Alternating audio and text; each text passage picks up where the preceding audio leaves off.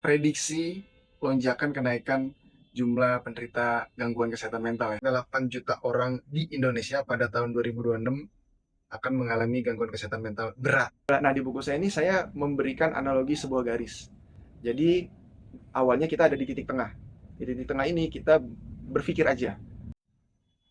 Halo, jumpa lagi dengan saya Coach Irfan. Saya baru aja nanya ChatGPT AI, yaitu tentang prediksi lonjakan kenaikan jumlah penderita gangguan kesehatan mental ya. Nah, AI jawab estimasi secara global tahun 2026 itu diperkirakan 1,1 hingga 1,2 miliar orang.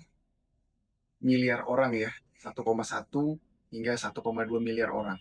Terus saya tanya lagi, coba kecilin untuk Indonesia aja. Kalau Indonesia gimana?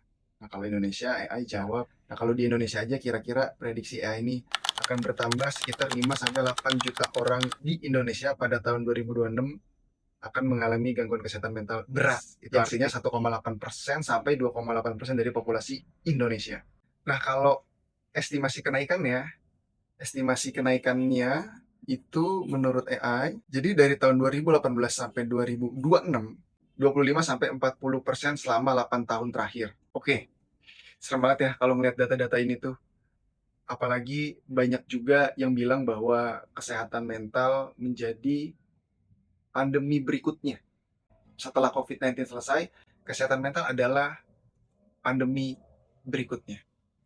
Ada data juga dari WHO yang saya baca bahwa kematian setiap tahun bunuh diri, kasus bunuh diri yang tersebar di seluruh dunia, itu kalau digabung, ditotalkan, itu ternyata kematian akibat bunuh diri itu lebih besar ketimbang kematian akibat konflik senjata atau perang dan terorisme. Jika digabungin itu masih kalah jumlahnya dengan jumlah orang yang meninggal karena bunuh diri setiap tahunnya di seluruh negeri. Kalau nggak salah, perhitungan setiap detiknya berapa tuh, kalau nggak salah setiap 40 detik itu ada kematian bunuh diri baru. Ya, kalau saya tidak salah nanya dari AI, hasil dari risetnya terhadap laporan WHO. Nah, serem ya kalau melihat data-data kasus masalah bunuh diri maupun lonjakan permasalahan kesehatan mental. Ini sangat menyeramkan ya. Menyeramkannya bukan hanya ini mengancam diri kita pribadi aja, juga keluarga kita tercinta, tapi ya negara ini kelak akan dipimpin sama generasi-generasi muda yang akan usianya bertumbuh ya. Jadi yang sekarang usia manajer nih mungkin sekarang usia 35 tahun atau 40 tahun gitu ya. Yang mungkin generasinya generasi milenial gitu ya. Tapi kelak kan nanti para Gen Z dan Gen Alpha di bawah Gen Z gitu ya. Itu kan mereka akan menjadi pemimpin-pemimpin posisi-posisi penting di Indonesia, entah itu jabatan kementerian ya, atau pejabat publik maupun ya pejabat-pejabat swasta, perusahaan-perusahaan swasta gitu ya. Nah, gimana kalau jabatan-jabatan ini tuh diisi sama banyak orang yang akhirnya punya permasalahan mental? Kan jadi kacau ya, jadi chaos. Nah, ini yang sangat mengerikan ya. Dari sekian banyak hal yang bisa kemungkinan terjadi, ini juga mengerikan. Jadi, permasalahan kesehatan mental ini bukan hanya permasalahan individu, diri kita, atau orang lain, tapi juga ini masalah generasi, masalah industri juga, masalah korporat perusahaan, masalah leadership juga tentunya. Nah, di video kali ini, saya ingin mengajak teman-teman berpikir bahwa asal mula semuanya itu apa sih? Asal mula permasalahan kesehatan yang berat itu apa sih?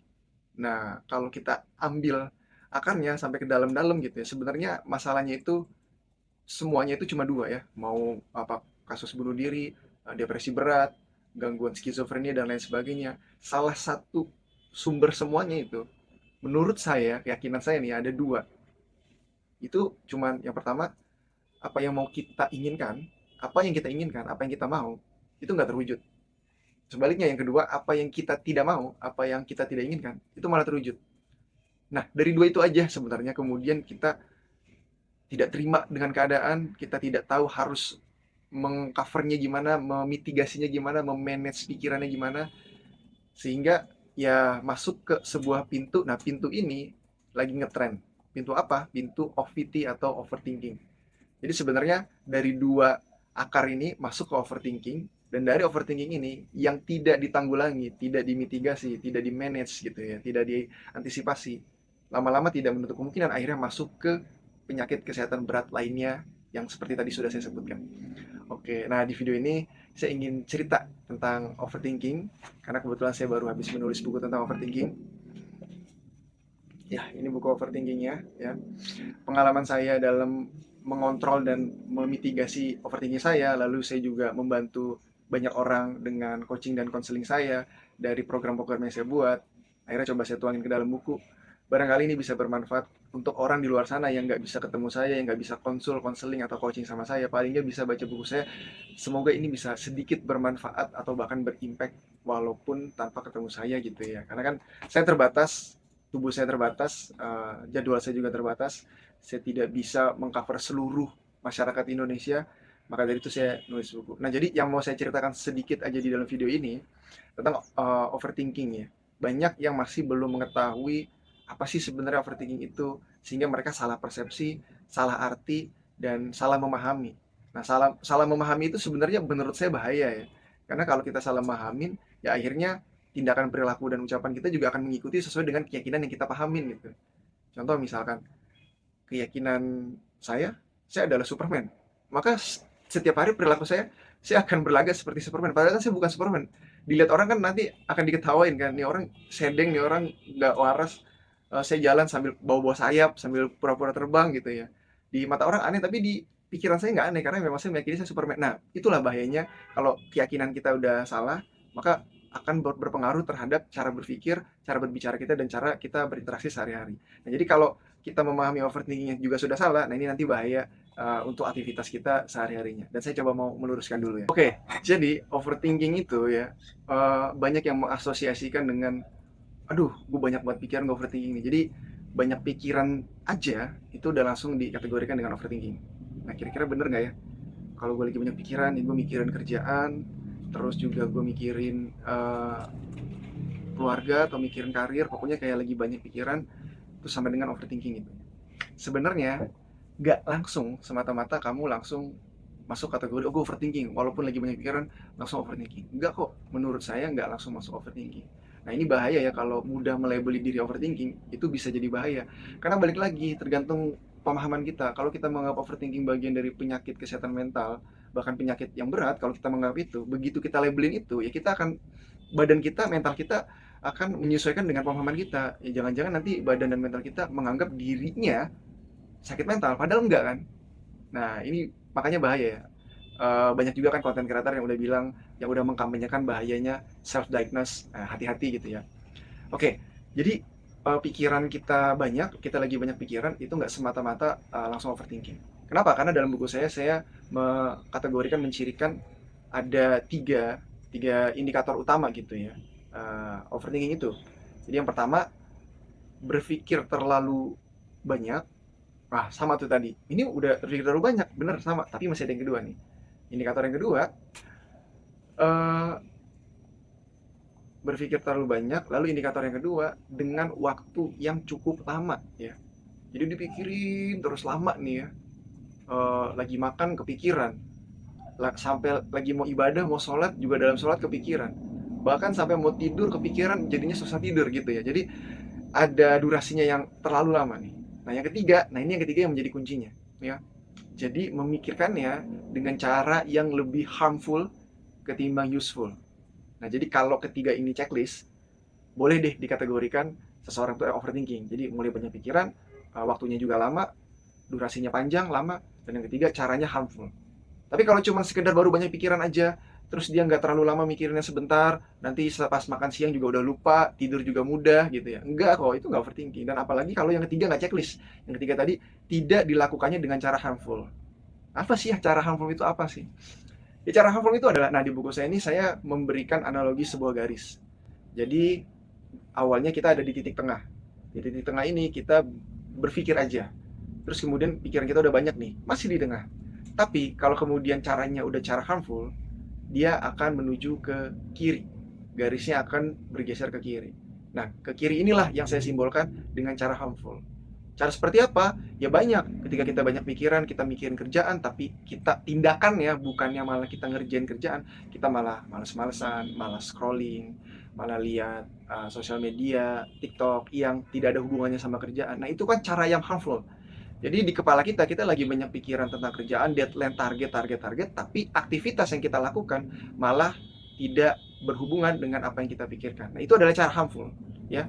Males-malesan, tidur-tiduran, atau misalkan memvalidasi pikiran kita. Jadi ketika kita mikirin kesehatan, misalkan contohnya ya, kok gue batuk-batuk ya, apa gue jangan-jangan kena TBC.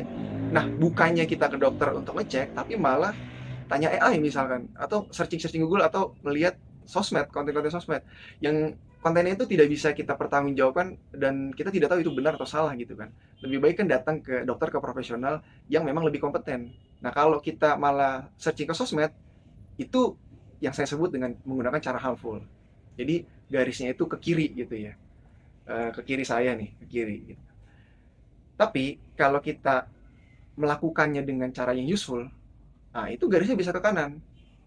Kalau garisnya ke kanan, itu nggak akan jadi overthinking. Pikiran yang banyak itu malah menjadi berkah. Jadi pikiran banyak itu juga menjadi berkah. Nggak semata-mata mikir banyak itu menjadi beban dan overthinking. Orang-orang pembisnis sukses gitu ya, inovator-inovator yang hebat gitu, itu kan mereka banyak pikiran. Justru dengan banyak pikiran itu, jadi banyak ide, akhirnya mereka bisa mensukseskan bisnisnya gitu ya. Eh, Penulis-penulis yang hebat itu kan menulis buku juga nggak gampang. Nulis novel tuh butuh butuh ide, butuh inspirasi yang banyak gitu ya. Nah, itu kan harus punya banyak pikiran. Nah, maka dari itu kalau penanganannya bagus, berarti garisnya akan ke kanan, menjadi useful. Nah, inilah yang nanti akan melahirkan creative thinking, strategical thinking, reflective thinking, semua thinking yang bagus gitu ya, innovative thinking, itu nanti akan muncul kalau kita menggunakan pikiran yang banyak itu dengan cara yang baik, yaitu garisnya ke kanan, bukan dengan ke kiri yang harmful tadi gitu ya. Nah, jadi ini nih definisi dari overthinking. Ya, teman-teman sekarang sudah dapat pemahamannya ya. Jadi kalau teman-teman lagi makan di kantin bareng teman-teman nongkrong gitu ya, terus teman-teman banyak pikiran, nggak perlu langsung menjudge kayaknya gue overthinking gitu ya. Bilang aja, gue lagi banyak pikiran, eh, kira-kira apa ya langkah yang tepat nih biar gue nggak tenggelam dalam kegiatan-kegiatan yang buruk dari pikiran, dan malah pikirannya akan nanti makin melebar-melebar dengan durasi yang lama, itu kan akan makin ke overthinking, makin jadi overthinking. Dan kalau udah overthinking teman-teman, ini kalau udah overthinking nanti pintu kesehatan mental, penyakit kesehatan mental lainnya akan terbuka. Stres ringan, depresi ringan, sampai stres berat, depresi berat, dan lain sebagainya itu akan terbuka ya. Jadi hati-hati, anxiety juga, kecemasan kronik gitu ya, akan kebuka juga kalau sudah masuk ke overthinking. Jadi atasi itu langsung dihalau, langsung dihambat ketika kita lagi banyak pikiran tuh, langsung sadar, gue lagi banyak pikiran, gue bisa ke kanan atau ke kiri tergantung dengan gue. Kalau gue nggak mau ke kiri, nggak mau ke overthinking, gue berarti harus melakukan tindakan-tindakan yang produktif, efektif, dan useful gitu ya, nggak harmful. Satu lagi nih, ya, banyak orang juga mengasosiasikan banyak pikiran atau overthinking itu dengan kayaknya gue nggak bersyukur ya, kurang bersyukur. Nah, itu salah satu mitos juga yang saya bahas juga ya, itu nggak benar gitu ya, bahwa orang banyak pikiran sama dengan kurang bersyukur.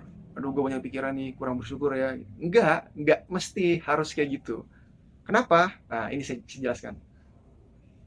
Jadi banyak pikiran itu kan ada masalah bukan masalah, itu ada kebutuhan untuk kita memanajemen diri kita agar lebih baik ya. Tadi yang seperti saya bilang, bahwa banyak pikiran itu bisa jadi berkah, bisa juga enggak. Berkah kalau kemudian kita bisa memanajemenkan pikiran itu dengan baik. Kita bisa tahu prioritas mana yang mau kita pikirin dulu, terus langkah-langkahnya juga strategis, apa yang harus lakukan gitu. Nah, itu justru jadi berkah gitu ya.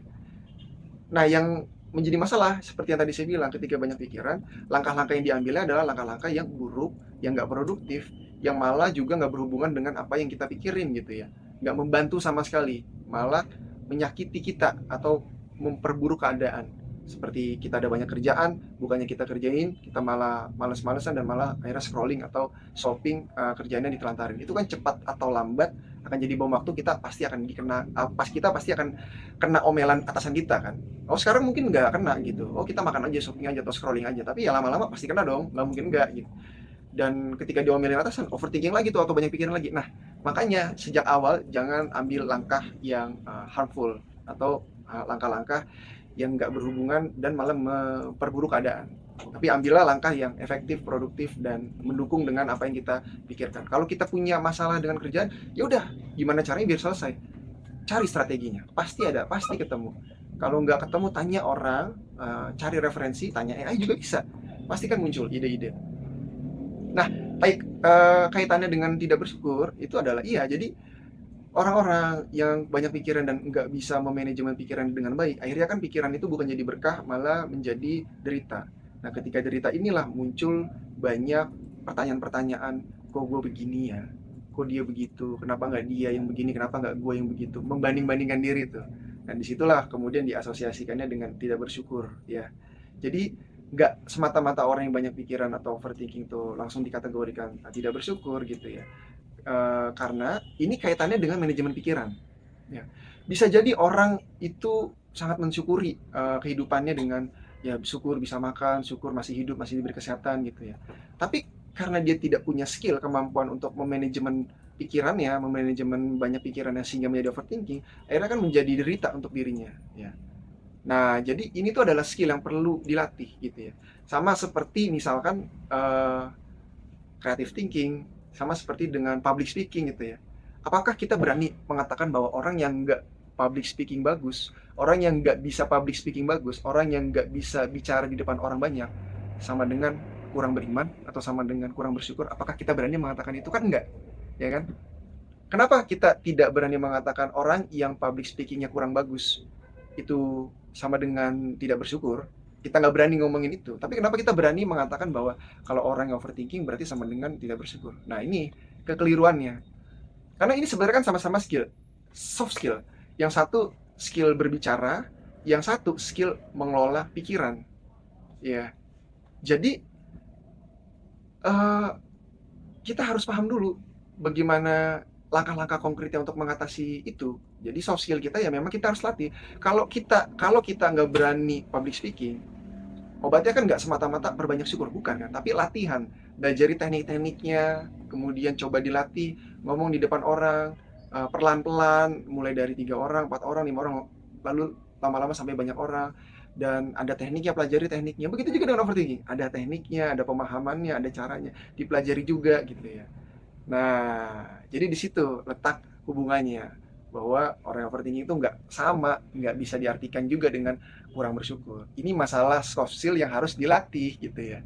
Dan bersyukur juga adalah sesuatu hal yang harus dilatih juga gitu ya. Jadi sebenarnya dua-duanya itu sangat bermanfaat untuk self improvement, tapi nggak semata-mata orang yang overthinking sama dengan kurang bersyukur.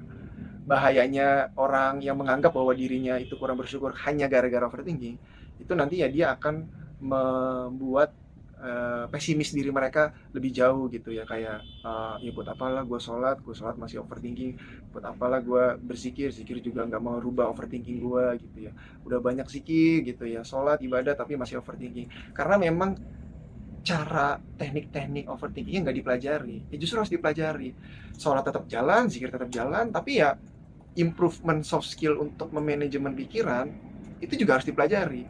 Jadi nggak bisa semata-mata hanya memperbanyak jumlah sholat saja tanpa kemudian kita belajar juga memitigasi overthinking pikiran. Dua-duanya bagus, dua-duanya dijalankan. Semoga tidak salah kaprah, tidak salah pemahaman. Nah, jika berminat untuk membeli buku saya, bisa hubungi akun saya, admin saya. Di YouTube juga ada, di Instagram juga ada. Tinggal klik aja linknya, langsung nanti ke WA admin saya. Sekian, semoga bermanfaat.